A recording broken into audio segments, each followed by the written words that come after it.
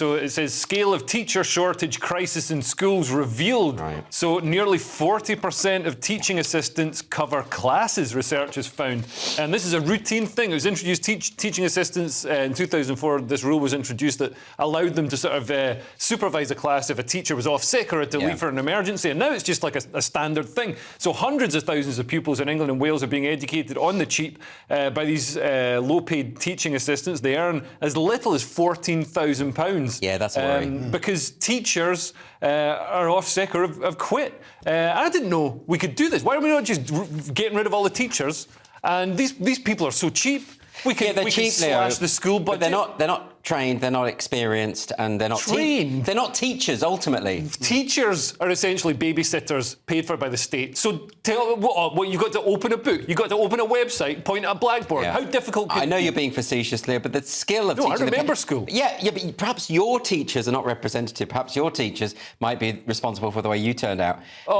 Maybe you're denigrating the Scottish education system. I'm denigrating the education system that produced you. But I don't know what. You hired me. Josh, what do you think? Teaching's bloody hard, by the way. Well, this is it. After homeschooling, teachers should be paid way more. I always joke, but it is super duper insanely hard to actually impart any Tell information. Leo that. He doesn't believe it. They can get paid more if they work really hard and get to a private school. Is that your plan? Do teachers at private schools pay more? I've already been through school. No, but with your daughter, I'm too old to go back. Leo, I have to say, I think they should pay teachers twice as much, give them half the timetable, so they can actually prepare and it becomes a competitive job, and that solves all of society's ills because you get much better education. But you can say that about any job, and it's like, where's this money going to come from? There's loads of teachers. The problem is that they're allowed to go off sick. Now, if you've got a job with sick pay, people will get sick. Well, no, but if you get vocational teachers, people who actually care about pedagogy, people who actually want to make the next generation better. Pedos. We don't want pedagogues. So with your big words, right? Yeah. That's it.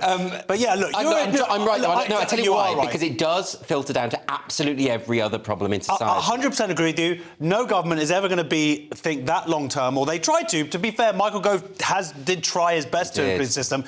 He did make some good changes, actually, to be fair. But, of course, make that investment there, but you're going to get the payoff is going to be 20 years from now, and governments don't think that long term, and it's a real shame. But I 100% agree with you.